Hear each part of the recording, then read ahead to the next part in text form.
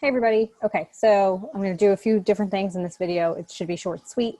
We're going to first go over the essay that you had to read over the weekend, Karen Stabiner's Boys Here, Girls There article. And then we're going to talk about the argumentative essay, and then of course the essay you have to write for the argumentative essay. Okay, so we'll start with the article. Let's bring that up real fast. Okay, so here it is. It was fairly short.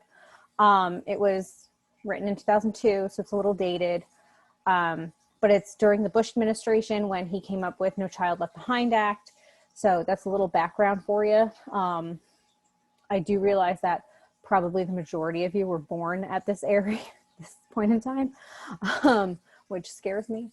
But anyway, okay, so one of the most interesting things about her argumentative essay is that she is able to get through her essay without using I or me for the most part. Yes, I see that she does use it right here, I, but it's a newspaper article, so she's allowed to write from that. However, her opinion is kind of removed from it, if that makes sense. Like, she does not say, in my opinion. And that's a very important part of the argumentative essay, is that we are able to argue a point without saying that it's our point of view or our perspective or our thought on whatever it is. Okay, so in a nutshell, her argument is that single-sex education matters, and it matters most to the students who historically have been denied access to it. So then she's going to spend the next, 2.5 pages explaining why. She brings up the fact that, boys and girls learn differently. They use different parts of their brains to learn the same type of material. I believe she used math as her example, if I can somehow find it. I know it's here somewhere. I just read it. I just reread it, I should say. But she's saying that, by separating the sexes, you then are able to get rid of those stereotypes of the class clown, or where being pretty is going to get you through something. And she said something else about it. I just got to find it. Oh, a math whiz is a term of endearment. So it's supposed to allow these kids to flourish where otherwise they might be overshadowed by another aspect of their life. So it says that the one school is in Marlborough. It's a little more for the wealthy kids. And then there's the one in New York for Latin and African American students, or that is mostly Latin and African American students. And it says that these students in particular are, I lost the word that I wanted to use. They benefit so much more from this single sex learning environment because it doesn't create that hostile learning environment for them to have to survive in. Occasionally we see high school, maybe in particular, as like survival of the fittest. Like, we're just trying to get through another day. It doesn't even matter about the classes. We're just trying to get through maybe the bullying or the drama. I don't know what other stuff there is. It's been 20 years since I've been in high school, so I don't know. Well, it's been like 15, but I digress.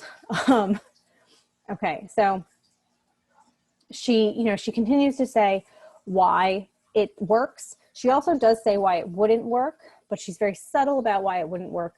Oh, here it is. Yeah, I knew I was talking about that earlier. So one of her biggest hit home points is that equality is the goal. It's not about the process of how they learn.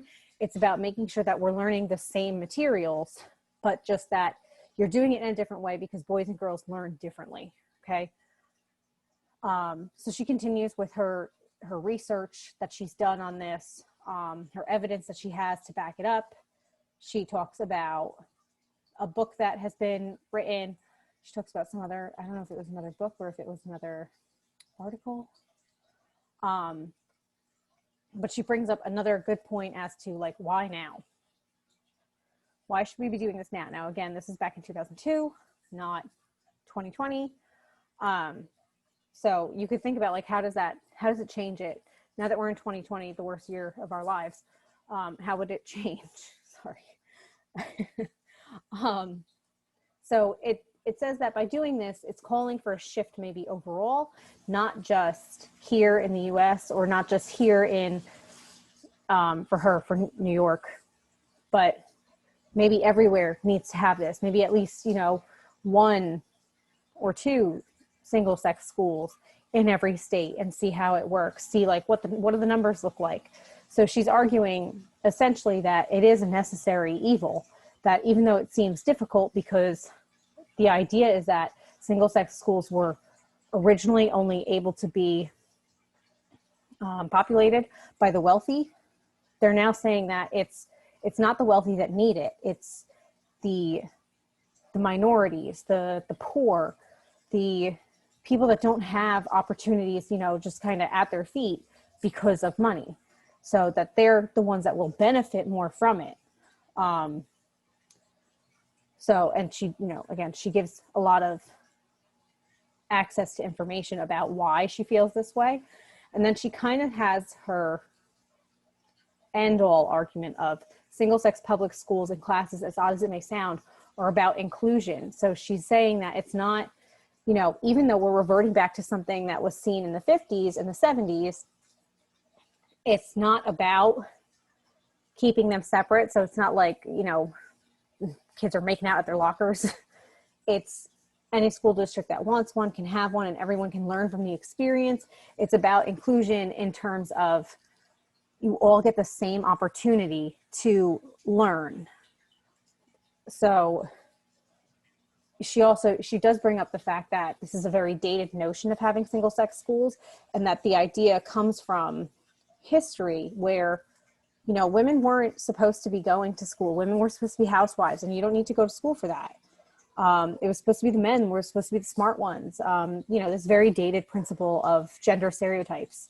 And that's kind of, you know, she's pulling from that and moving forward in her argument.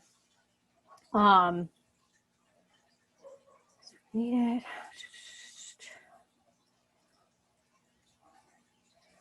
Okay, she talks about No Child Left Behind, but that could be a whole different topic, which is probably why she ends it there. She leaves you with thinking that the idea of single-sex schools is not necessarily a bad one. She presents both sides of the arguments as she's supposed to. And that's going to bring us to the argumentative essay. Okay, so it presents both sides. Okay, equal neutrality, you could always, you know, as you've been taught probably in high school with an argumentative essay, this is more like a debate. So how do you show both sides while still saying this is the better of the sides?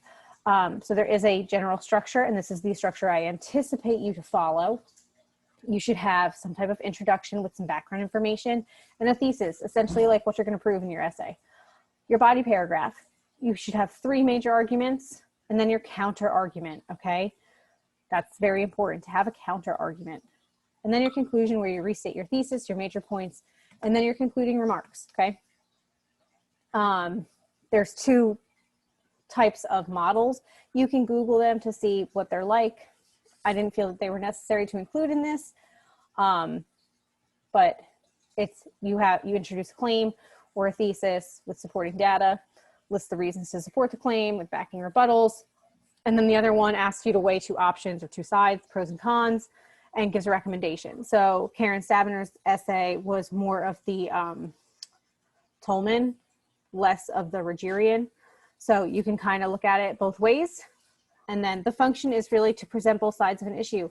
So, you know, when we make a pro-con list of maybe taking a job or, I don't know, picking a car, okay, that's kind of an argumentative essay. So what you're going to be doing is you're going to write a 2 to 3 page argumentative essay on a topic. You can totally Google argumentative essay topics and pick one. Very simple. Double space, Times New Roman, 12-point font. That's really all I got for it. Right? Boys here, girls there, argumentative essay. Yeah. So I have to make my list. Otherwise I lose my mind completely. And again, this is going to be due Friday the 25th by midnight. And I believe that is it. Yes. Okay. If you have questions, feel free to shoot me a text through the group chat send me an email, whatever you need to do. Okay. And I'm going to let you guys have a good week, and I will talk to you soon. Bye, guys.